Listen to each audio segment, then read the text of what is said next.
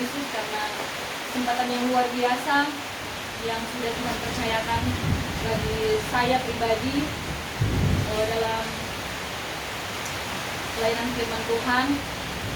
Dan terima kasih juga untuk undangan dari Ibu Gembala di sini bagi kami yang tadi saya lihat dari bulan Februari 2023.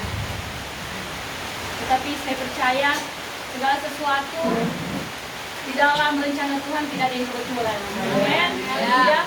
Karena kebetulan yang menurut manusia adalah rencana Tuhan bagi saya dan saudara. Amin. Yang ini saya teguhkan begini, ini adalah kali pertama saya dalam pelayanan, ada teman-teman seiman yang sama-sama dalam pelayanan ini. Ini pertama, perdana, Ibu Gembala. Jadi ini spesial. Betul toh? Spesial puji Tuhan. Pada sore hari ini saya akan membawakan kebenaran firman Tuhan yang masih ada hubungannya dengan penyalipan Tuhan Yesus. Ya, masih dalam hubungan dengan penyalipan Tuhan Yesus. Penyalipan adalah sebuah eksekusi atau hukuman yang paling kejam yang ada di dunia. Ini adalah hukuman yang paling kejam jika kemudian kita bandingkan dengan hukuman penjara berapa bulan, berapa tahun seumur hidup. Bahkan dihubungkan dengan hukuman misalnya maaf tembak, ya, gantung seperti itu yang banyak kita tahu. Ini yang dikategorikan paling kejam. Sementara bagi korban itu sendiri atau yang dijatuhi hukuman itu sendiri, dia tidak kemudian takut justru dengan matinya, tetapi dengan cara matinya. Lebih cepat mati lebih bagus kalau dia kena dengan hukuman ini. Karena terbayang oleh yang akan dihukum ini adalah sebuah penyiksaan yang berat. Sebuah penyiksaan yang berat dan sebuah penderitaan yang sangat menyakitkan sebelum dia benar-benar mati. Apa yang kita kenal dengan setengah mati yang sesungguhnya. Bapak Ibu Saudara kekasih dalam Tuhan Yesus Kristus, proses penyalipan itu memerlukan waktu yang lama. Sehingga saat-saat penderitaan pun menjadi sangat panjang. Itu yang menjadi gambaran buat saya dan saudara tentang bagaimana Tuhan Yesus diperhadapkan dengan penyalipannya. Yang terjadi pada Tuhan Yesus lebih dari sadis, lebih dari parah. Karena sebelum dia disalibkan, dia sudah disiksa dulu. Kita banyak tahu penyiksaan apa yang dialami Tuhan Yesus sebelum kemudian dia disuruh untuk memikul salib sampai ke Golgota. Dia sudah disiksa.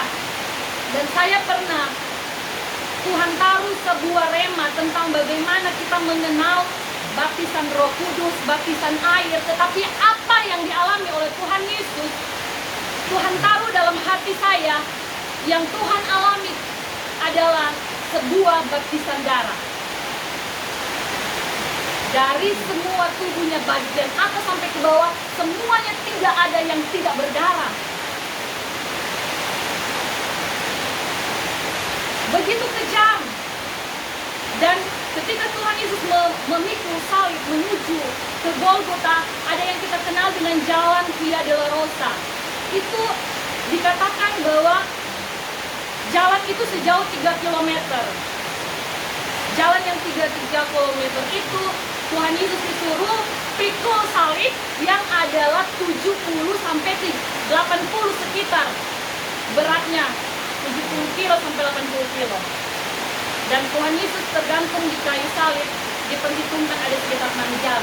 Tapi mari saya ingin membagi kepada kita semua, ada peristiwa di sela waktu ketika Yesus mengalami proses penyalipan itu yang akan kita awali dengan Matius 27 ayat 32. Matius 27 ayat 32.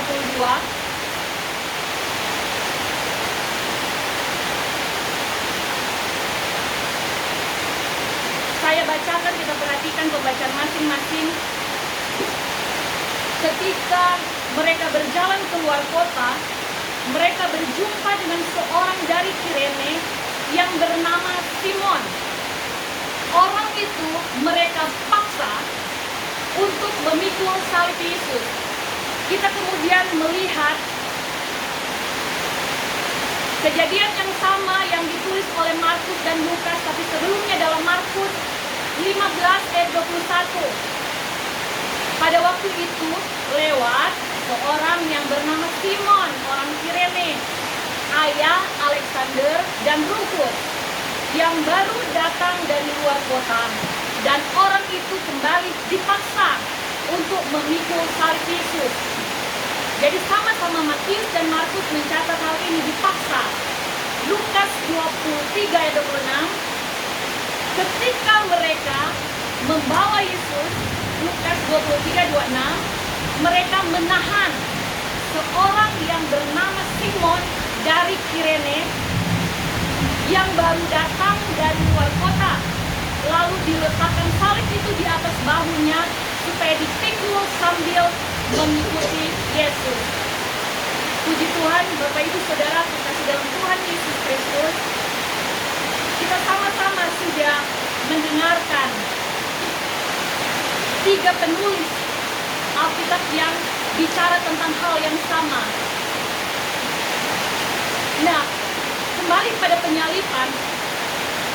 Penyalipan merupakan suatu hukuman yang umum dari mereka yang disalibkan itu harus memikul salibnya sendiri. Tetapi apa yang terjadi dalam peristiwa Tuhan Yesus? Ternyata ada seorang yang menolong dia. Tanda kutip. Saya pun sudah pernah bicara tentang firman Tuhan yang punya tema menolong Tuhan. Nah, kesempatan ini saya akan bagikan dalam judul dipilih untuk memikul salib. Saya yakin saya dan saudara ini dipilih Tuhan, amin. Buktinya hujan-hujan begini, kita ada di tempat ini. Kita dipilih Tuhan untuk memikul salib. Amin. Haleluya. Mari kita sama-sama belajar apa yang ingin Tuhan bagikan menjadi rema dalam kehidupan saya dan saudara, yang digambarkan dalam hubungan antara Yesus dan Simon dari Kirene. Saya sudah katakan tadi bahwa kenyataan Yesus dibantu oleh Simon dari Kirene itu ditulis oleh 3 penulis kitab Injil. 2 saksi sudah cukup, ini 3 lebih dari 1. Jadi benar-benar seorang yang bernama Simon itu pernah memikul salib yang harusnya dipikul oleh Yesus, yang merupakan sebuah aturan yang umum waktu itu. Orang yang akan disalib, dia yang harus memikul salib. Apa rahasia yang terjadi di sini? Ketika itu alasan tentara Roma mengambil atau memilih salah satu dari antara orang-orang yang ada di sekitar jalan menuju ke Golgota, yang secara mungkin kebetulan adalah Simon dari Kirene. Itu alasannya supaya Tuhan Yesus tidak mati sebelum sampai ke Golgota. Tujuannya Tuhan harus disalib, karena itu tugas mereka, pertanggungjawaban mereka. Orang yang berlaku jahat menurut mereka itu salib. Mereka tidak tahu itu penggenapan dari firman Tuhan. Secara manusia mereka beranggapan begitu, sehingga mereka mengambil salah satu dari orang yang ada di sekitar jalan itu untuk membantu Yesus. Bapak Ibu Saudara kekasih dalam Tuhan Yesus Kristus, mengapa kemudian harus demikian? Dibanding dengan tujuan manusia, ada tujuan Tuhan yang mereka tidak tahu. Tujuan itu apa, Bapak Ibu? tujuan dari Tuhan adalah memakai Simon sebagai gambaran bagi saya dan saudara sebagai pengikut Kristus, bagaimana memikul salib. Bukankah ketika Simon memikul salib, dia mengikuti langkah Yesus? Mari kita perhatikan Bapak Ibu, runtutan peristiwa antara Yesus dan Simon. Tadi hubungan pribadi. Ini adalah perjumpaan pribadi dan hubungan pribadi antara Simon dan Yesus. Pertama kita melihat bagian ketika Simon dipilih memikul salib. Nah, nama Simon yang saya sudah katakan tadi disebut oleh 3 penulis kitab Injil. Injil Sinoptik. Dan Matius benar-benar menggambarkan bahwa Simon ini berjumpa dengan Yesus. Di sana dikatakan bertemu. Ada sebuah perjumpaan dengan Yesus. Dan setiap perjumpaan dengan Yesus, tidak pernah Tuhan Yesus tidak memberikan atau meninggalkan berkat. Amin. Haleluya. Yang kedua, dalam Markus dan Lukas kita perhatikan di sana dikatakan baru saja, atau dalam kata lain tidak disadari oleh Simon, tiba-tiba tidak pernah dia menyangka dia harus memikul salib. Ini bicara apa Bapak Ibu? Kadang-kala saya dan saudara tidak pernah menyangka Tuhan memilih kita. Tiba-tiba dalam satu kondisi dan keadaan kita baru tahu, kita baru oh ini kiranya panggilan Tuhan bagi saya. Saya ketika ada sakit waktu itu mengalir saja begitu. Nanti pelayanan kedua baru saya mengerti. Saya menulis tentang khotbah tentang GPD Ikana. Tentang Kana, tiba-tiba ada undangan dari GPD Ikana. Sebelumnya undangan dari Presiden Worship belum Di undangan yang kedua itu saya bilang, Tuhan, kok seperti kebetulan, tapi ini adalah kebetulan ilahi Bapak Ibu. Amin. Seperti yang dikatakan tadi kesaksian sebelum kita dalam ibadah ini, Ibu Gembala di sini dipilih Tuhan ternyata untuk apa? Untuk merintis satu pelayanan jadi besar, kemudian diserahkan kepada orang lain. Itu adalah panggilan Ibu Gembala di sini. Nah, Bapak Ibu saudara kekasih dalam Tuhan Yesus, baru datang, orang itu baru, tetapi kemudian tiba-tiba Tuhan pilih. Seperti suami saya Bapak Ibu, dipilih Tuhan baru kemarin sore jadi orang Kristen, tetapi dia boleh meresponi panggilan Tuhan, dia melayani, ya, baru tiba-tiba dipilih Tuhan. Di sana dikatakan oleh Matius, Markus dipaksa, oleh Lukas dikatakan ditahan.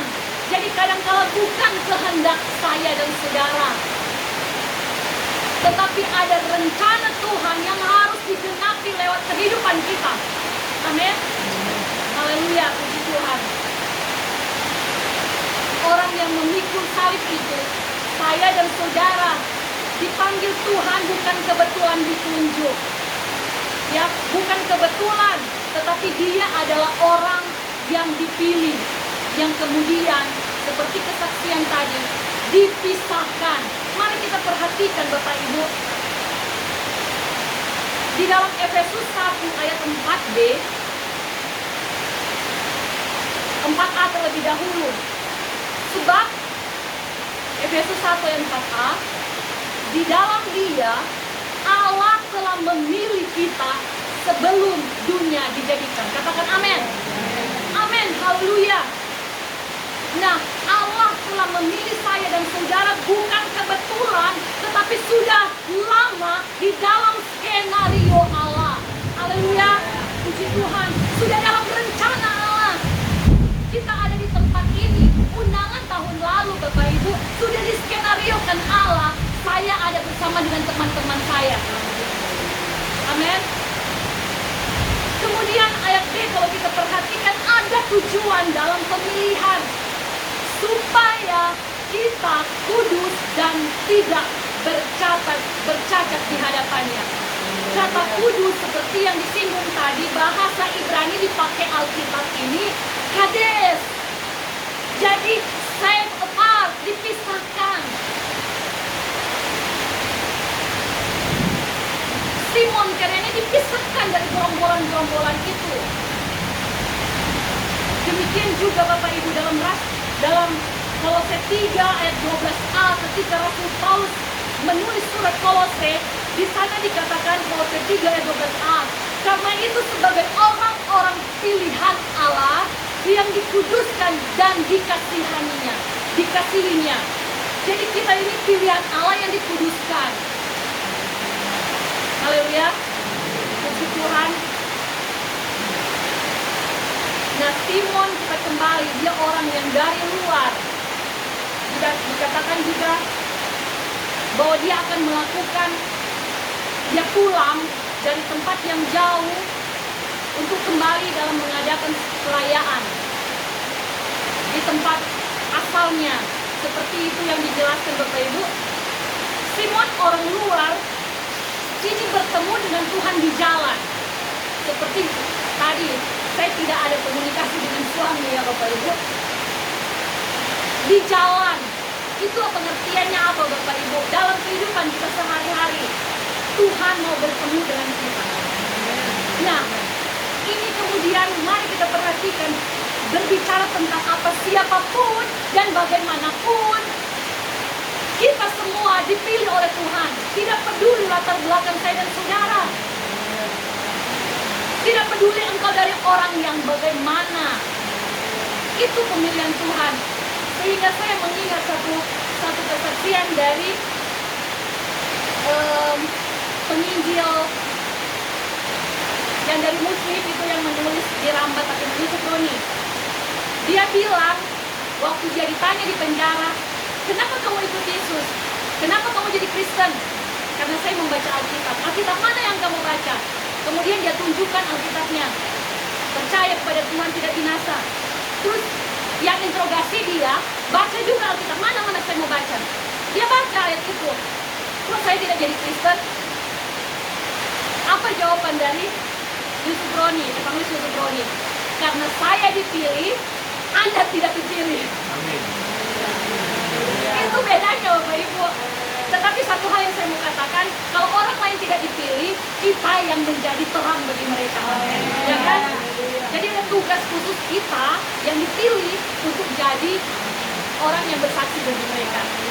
Jangan terlalu eksklusif ya Bapak Ibu, bagi berkat bagi orang lain. Nah, mari kita perhatikan Bapak Ibu. Efesus 2 ayat 8. Di sana dikatakan, sebab karena kasih karunia kamu diselamatkan, amazing grace, oleh iman, dan bukan hasil usahamu, tetapi pemberian Allah. Ayat 9, bukan hasil pekerjaanmu. Jangan ada orang yang memegahkan diri, jadi sombong gara-gara itu. Nah, kita akan kemudian melihat tadi bagian pertama, dipilih. Matius 16:24 berkata demikian. Lalu Yesus berkata kepada murid-muridnya, setiap orang yang mau mengikut aku, ia harus menyangkal diri, artinya melupakan keinginan dan kepentingannya sendiri. Bahkan ada ayat Alkitab yang katakan, meninggalkan orang tua, meninggalkan kekayaan, mengikut aku. Jadi ada fokus dengan Tuhan. Dan kemudian dikatakan memikul salib dan mengikuti aku. Jadi bagian yang kedua, mengikuti aku. Kita perhatikan di dalam Lukas 23 ayat 26. Lalu diletakkan salib itu di atas bahunya, di bahu Simon, supaya dipikulnya, perhatikan kata ini, sambil mengikuti Yesus. Jadi artinya apa Bapak Ibu? Pikul salib, Yesus yang di muka. Yesus ke kanan, kita ke kanan. Yesus ke kiri, kita ke kiri. Yesus ke kanan, kita ke kanan. Yesus lurus, kita lurus. Ikut langkah Tuhan. Kemana Yesus melangkah, ke situ Simon dari Kirene melangkah. Amin. Kalau kita Tuhan sudah berikan kasih karunia untuk mengikuti Dia, dipilih, dipisahkan. selanjutnya yang kita harus kerjakan mengikuti Yesus. Mengiring Yesus ada lagunya. Nah, kalau demikian Bapak Ibu, ini pun akan kemudian kita perhatikan di dalam Matius 10 ayat 38. Karena barang siapa tidak memikul salibnya dan mengikut aku, dia tidak layak. Dia tidak layak Bapak Ibu. Jadi harus ikut Tuhan. Artinya begini, kalau misalnya kita diperhadapkan dengan salib, mungkin pasangan kita, anak kita, orang tua kita yang jadi salib kita untuk kita gumuli, untuk menggenapi rencana Tuhan di dalam kita bagi orang lain, untuk kita jadi berkat bagi mereka. Ikut Tuhan, ikut apa yang Tuhan bilang, ikut apa yang Tuhan sampaikan lewat firman Tuhan. Jangan pakai pikiran sendiri, ya. Nah, kemudian bagian yang ketiga, bagian yang terakhir, ketika Simon dari Kirene itu dipilih, kemudian dia mengikuti Yesus. Yang ketiga, dia dipakai Tuhan. Tidak ada gambaran yang jelas dalam firman Tuhan mengenai akhir hidup dari Simon. Tetapi luar biasa, sebuah penghargaan yang luar biasa. Apa yang kita kerjakan tidak pernah Tuhan lupakan, selalu diperhitungkan Tuhan. Karena bukan kebetulan, karena kemudian Bapak Ibu kalau kita memperhatikan di dalam Markus yang sudah menjadi pembacaan pokok kita tadi, ada disebut satu-satunya penulis Alkitab yang menerangkan bahwa Simon dari Kirene itu punya dua anak, Rufus dan Alexander. Kalau kita kemudian hubungkan dengan Roma 16 ayat 13, rahasianya terdapat di sini Bapak Ibu. Perhatikan. Karena ternyata akhirnya salah satu dari seorang anaknya, yaitu Rufus, menjadi bagian dalam pelayanan Rasul Paulus. Roma 16 ayat 13. Salam kepada Rufus, orang pilihan Tuhan. Dan salam kepada ibunya, yang bagiku juga adalah ibu. Diberi salam oleh seorang yang dipakai Tuhan luar biasa, yang secara pribadi menganggap bahwa ibunya Rufus adalah ibunya juga. Ini menggambarkan apa Bapak Ibu? Rufus bahkan ibunya berperan penting dalam pelayanan Rasul Paulus. Karena tidak secara kebetulan semua nama-nama ini dicatat dalam Alkitab. Tidak kebetulan. Nah, Bapak Ibu Saudara kekasih dalam Tuhan Yesus Kristus, ternyata dampak dari ketika dia menjadi bahagian dalam pelayanan atau pekerjaan Tuhan, menggenapi firman Tuhan sampai di kayu salib, dia memikul salib Tuhan. Dia juga dipakai untuk menjadi berkat. Tidak ada yang tahu kapan dia meninggal. Tetapi ketika waktu itu dicatat, para Alkitab menyimpulkan bahwa dia sudah tidak ada, tinggal istri dan anaknya. Tetapi satu hal juga yang ingin saya berbagi di sini, bahwa tidak penting orang untuk mengakui saya dan saudara. Tidak penting itu. Tetapi penting bagi saya dan saudara diakui Tuhan. Amin. Haleluya. Pelayanan bukan cari panggung. Pelayanan bukan cuma untuk dilihat oleh manusia. Pelayanan untuk dilihat Tuhan. Amin. Haleluya. Haleluya. Seorang yang selalu juga menjadi inspirasi bagi saya, seorang penginjil besar dan terkenal, berhasil dalam setiap penginjilannya. Ketika Tuhan kasih penglihatan tentang mahkota yang dia dapat, kecil sekali jika dibandingkan dengan seorang janda yang lebih besar, dia protes. Kenapa? Keberhasilanmu karena apa? Orang yang kau tidak anggap itu, yang tidak dianggap oleh manusia, tetapi ternyata dianggap Tuhan. Doanya didengar Tuhan, sehingga penginjil ini menjadi penginjil yang berhasil. Puji Tuhan. Haleluya. Bapak Ibu Saudara kekasih dalam Tuhan Yesus Kristus, Karena ketika kita dianggap Tuhan itu menjadi orang penting, itu akan terlihat dari buah-buah kita. Seperti itu ya. Simon tidak dilihat lagi, tetapi buahnya. Dia berdampak hidupnya.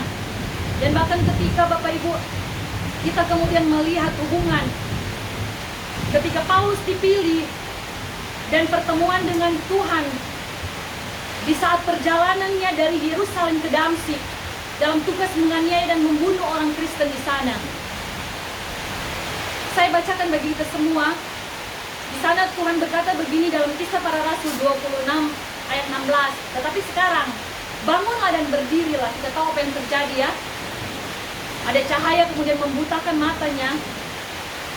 Aku menampakkan diri kepadamu untuk menetapkan engkau menjadi pelayan dan saksi tentang segala sesuatu yang telah kau lihat daripadaku dan tentang apa yang akan kuperlihatkan kepadamu nanti. Jadi kita ini menjadi saksi bahwa kehidupan saya dan saudara sampai saat ini cuma karena berkat Tuhan. Amin. Bukan karena kekuatan keselamatan yang kita sudah terima, bukan kekuatan kita, bahkan setiap berkat-berkat ada sampai saat ini. Itu kesaksian untuk kita bisa bagikan bagi pelayanan pekerjaan Tuhan. Dan ada lagi yang Tuhan janjikan juga bagi saya dan saudara. Ketika Tuhan memanggil kita, ketika Tuhan meminta kita untuk memikul salib, di sini dikatakan tentang apa yang akan kuperlihatkan kepadamu nanti. Juga nanti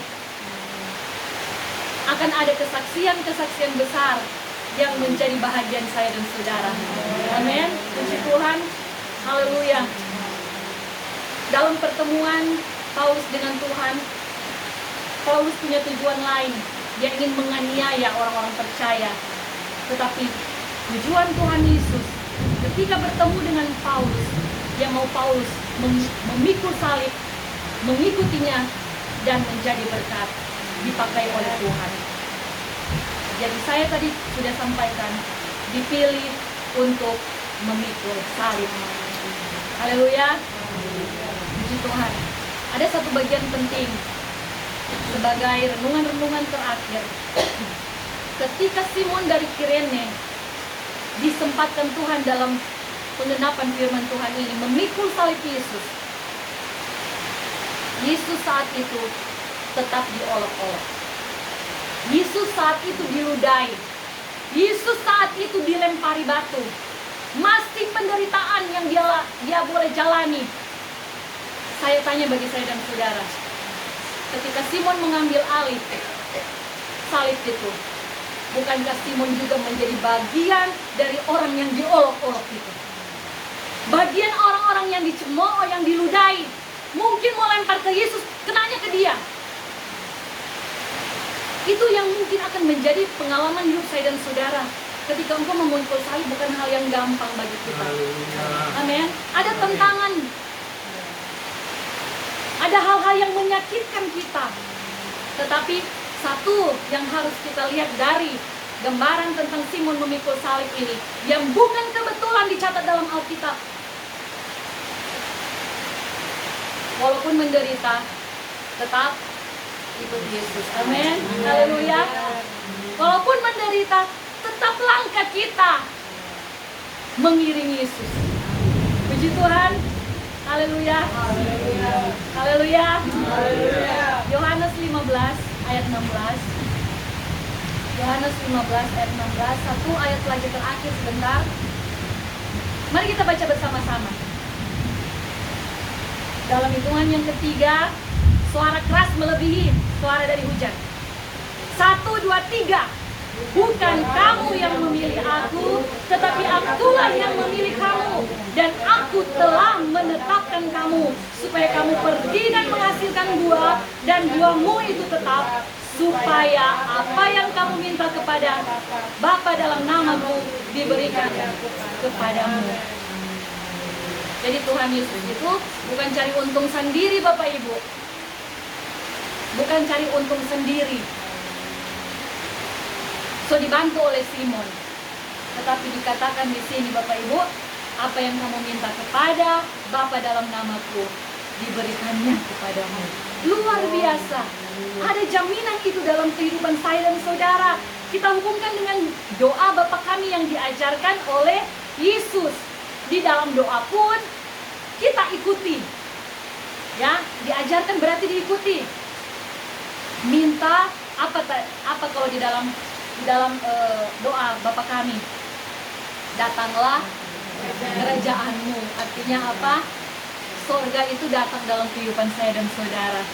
Jadi biar kita pikul salib, kita banyak masalah, ada sesuatu halangan ataupun problem dalam kehidupan saya dan saudara, tetapi apa? Sorga datang dalam kehidupan kita.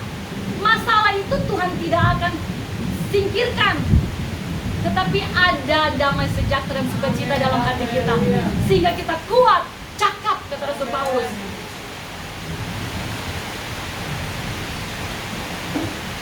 Puji Tuhan, haleluya. Roma 14 ayat 17 sebagai ayat yang terakhir.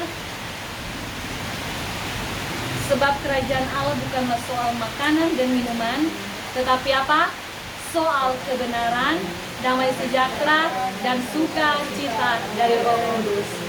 Jadi tidak perlu takut Bapak Ibu. Kita dipilih oleh Tuhan, dipisahkan, dikuduskan, dan dikhususkan. Amin. Untuk kita ikut langkah Yesus, mengiringi Yesus, menggenapi firman Tuhan dalam kehidupan saya dan saudara, dan untuk kita berbuah dan jaminan damai sejahtera sukacita bagi saya dan saudara. Amin. Haleluya, puji Tuhan. Haleluya. Dipilih untuk memikul salib tidak akan selalu baik-baik saja, tetapi selalu ada sorga datang dalam kehidupan saya dan saudara. Puji Tuhan. Salib kita semua masing-masing Bapak Ibu, tetapi pastikan tujuan Tuhan terlaksana dalam kehidupan kita. Puji Tuhan, semua karena anugerahnya. Amazing grace bagi kita semua. Firman Tuhan bisa disampaikan.